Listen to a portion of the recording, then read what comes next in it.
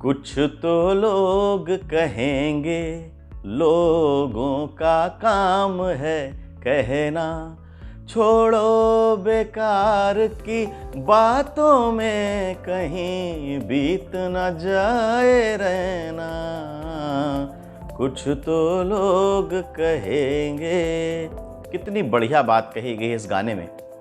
आलोचना तो आपकी होगी, आप आलोचना को रोक नहीं सकते, अपने आलोचक को रोक नहीं सकते, लेकिन आलोचना पर ध्यान देना क्या इतना ज़रूरी है कि आप उसकी खातिर अपनी लाइफ में बेचैनी और परेशानी को जोड़ लो? नहीं, बिल्कुल नहीं, कतई नहीं।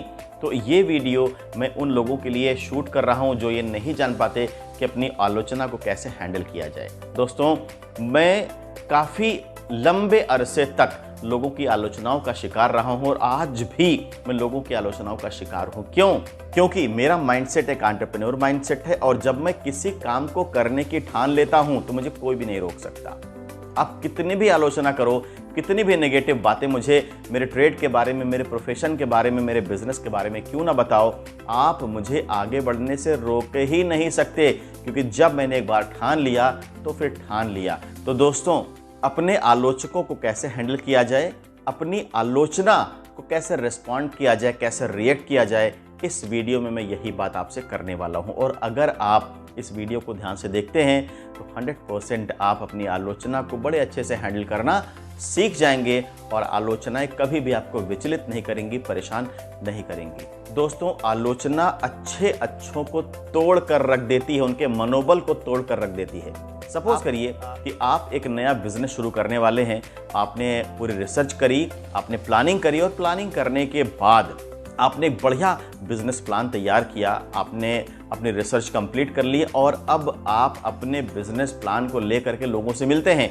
तो आप जितने लोगों से मिलोगे, सपोज करिए कि आप अगर 100 लोगों से मिलते हैं तो 15 से 20% लोग ऐसे होंगे जो आपको पॉजिटिव रिस्पॉन्स देंगे, लेकिन 80% लोग ऐसे होंगे जो आपकी और आपके बिजनेस सिस्टम की आलोचना करेंगे और आपका मनोबल वहीं तोड़ देंगे। अब आपको क्या समझना है कि आलोचना क्यों करी जा रही है, किस मकसद से करी जा रही है। कहीं ऐसा तो नहीं कि जो पर्सन मेरी आलोचना कर रहा है इसका सिनिस्टर मोटिव है, मैलिश इंटेंशन है, ये चाहता है, इसने देख लिया है कि हाँ, मेरा ये बिजनेस सफल हो जाएगा अगर मैं पूरे मनोयोग से लगा रह गया। तो वो जानता है कि आपको बिजनेस करने से नहीं रोक पाएगा, लेकिन जब वो आलोचना का जहर, आलोचना का वायरस आपके अंदर डाल देगा तो आप अपनी 100% इफिशियंसी से परफॉर्म नहीं कर पाएंगे और शायद वो बुलंदी आप अपने काम में अचीव नहीं कर पाएंगे जिस बुलंदी को ध्यान में रख के आपने वो काम शुरू किया है।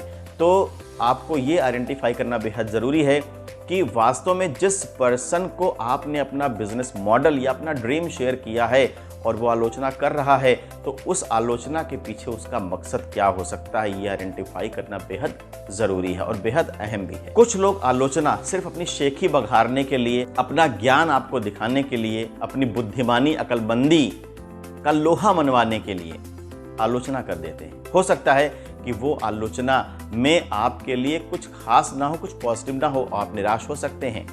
लेकिन फिर आपको यहाँ पर सोचना है कि क्या जो व्यक्ति मेरी आलोचना कर रहा है, जिस बिजनेस सिस्टम के बारे में मैंने इसे बताया, क्या इस व्यक्ति को उसके बारे में ABCD भी कुछ पता है या नहीं पता है? अगर उस व्यक्ति को उस बिजनेस की ABCD नहीं आती है तो कतई उसकी आलोचना पे विश्वास मत करिए, उसकी आलोचना के झांसे में मत फंसिए, क्योंकि या तो वो ज्ञान भगाड़ने की कोशिश कर रहा है या फिर वो शेखी भगाड़ने की कोशिश कर रहा है, आपको इम्प्रेस करने की कोशिश कर रहा है। उसकी मंशा हो सकता है ये ना हो कि आप डिमोटिवेट हो, आप डिस्करेज हो और आप व्यवसाय ना शुरू करें या अपनी 100% इफिशियंसी उस व्यवसाय में ना लगा पाएं, लेकिन अपनी शेखी बघाड़ने के चक्कर में, अपना ज्ञान शो ऑफ करने के चक्कर में वो अनजाने जाने आपको डिस्करेज कर सकता है। तो आप कुछ सीधे सपाट सवाल, जो उस ट्रेड के स्पेसिफिक सवाल हैं जिसका जवाब कोई विशेषज्ञ ही दे सकता है, उससे फटाफट पूछिए। अगर वो हिचकिचाता नहीं रिस्पॉन्ड करता है तो हो सकता है कि उसकी आलोचना में दम हो, लेकिन अगर वो हिचकिचाता है, आपके उन सवालों का जवाब नहीं दे पाता है, तो इसका मतलब है कि उसका आलोचना खोखली है, उसे उस ट्रेड या प्रोफेशन या बिजनेस के बारे में कुछ भी नहीं पता है। तो आप उसकी आलोचना को फटाफट गायब कर सकते हैं। जो पहला व्यक्ति मैंने बताया, जो पहली कैटेगरी मैंने आपको बताई, जो लोग आपके मनोबल को तोड़ने के लिए झूठी आलोचना करते हैं, उनको कैसे पहचानें। देखिए, जब भी आप उनसे डे टू डे लाइफ में मिलेंगे, जब भी आप उनसे अपनी बातें कहेंगे, तो कभी भी आपको अपनी बातों को आगे नहीं रखने देंगे। ऐसे लोग कभी भी आपको तवज्जो नहीं देंगे, महत्व नहीं देंगे और आपकी बातों को आगे नहीं रखने देंगे, आपकी बातों को सुनेंगे नहीं। आप उनसे कोई भी बात करेंगे, वो हमेशा आपकी बात को काटेंगे और अपनी बात रखेंगे। आपने किसी भी कंटेक्स्ट में बात क्यों ना कही हो, वो व्यक्ति कभी, उसको कंटेक्स्ट से कोई मतलब ही नहीं है। आपने किसी भी कंटेक्स्ट में क्यों ना कोई बात कही हो, अगर उससे उस कंटेक्स्ट का अनुभव नहीं है, फिर भी वो बताएगा कि ये काम तो हो ही नहीं सकता, मैं लिख कर दे सकता हूं, मैं चैलेंज करता हूं आपको कि ये काम आप नहीं कर पाओगे, ये चीज़ ऐसे हो ही नहीं सकती। अगर अगला व्यक्ति आपकी बात को सुनने को तैयार नहीं है और आपकी बात को बीच में काट के बोलता है, तो निश्चित रूप से समझ जाइए कि मैलिश इंटेंशन है। वो आदमी जानबूझ के आपको डिस्करेज कर रहा है, आपको डिमोटिवेट करना चाहता है, या आपको वो लाइफ में प्रगति करते हुए, प्रोग्रेस करते हुए नहीं देखना चाहता। तो ऐसे आदमी से सतर्क हो जाइए, सावधान हो जाइए, क्योंकि ये काले दिल के लोग होते हैं और काले दिल के लोगों का हमारी लाइफ में कोई भी काम नहीं होता और इनकी आलोचना किसी भी मतलब की, किसी भी महत्व की नहीं होती है। इनको आप यूं फूंक मार के उड़ा दीजिए, इस आलोचना को अपने अंदर ले जाने की ज़रूरत भी नहीं। लेकिन तीसरा आलोचक वो होता है जो उस इंडस्ट्री का, उस बिजनेस का, उस प्रोफेशन का एक्सपर्ट भी होता है और वो समझता है कि अगर आप काम शुरू करते हो तो उस काम में क्या क्या चैलेंजेस आएंगे। ये वही व्यक्ति है जो आपकी सच्ची आलोचना करेगा और आपको आगे बढ़ने के रास्ते भी बताएगा। तो ऐसे व्यक्ति की बात सुनना बेहद ज़रूरी है।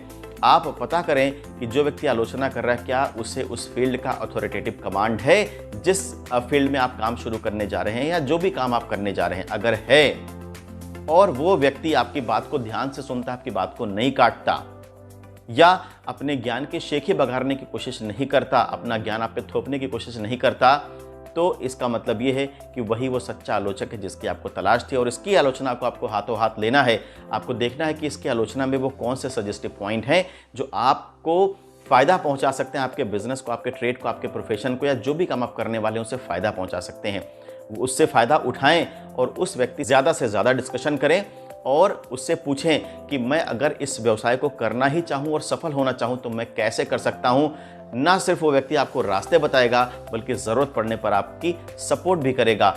आलोचना आपका कुछ भी नहीं बिगाड़ सकती जब तक आप उसको अपने दिमाग में नहीं ले जाते, और अगर ले जाते हैं तो देखिए आलोचना का कौन सा पहलू जो आपको फ़ायदा पहुंचा सकता है और कौन सा पहलू है जो आपको नुकसान पहुंचा सकता है, और इन दोनों को इवेलुएट करके आलोचना को अपनी लाइफ में जगह दें, अपने डेस्क पे शामिल करें। तो दोस्तों, मैं आशा करता हूं कि आपको मेरा ये वीडियो अच्छा लगा होगा। अगर अच्छा लगा है तो कमेंट बॉक्स में मेंशन ज़रूर करें और मुझे बताएं, और अगर आप किसी और टॉपिक पे चाहते हैं कि मैं वीडियो बनाऊं आपके लिए, तो कमेंट बॉक्स में मेंशन करें कि वो कौन सा टॉपिक है जिस पर मैं आपके लिए वीडियो बना के लाऊं। तब तक के लिए शुक्रिया।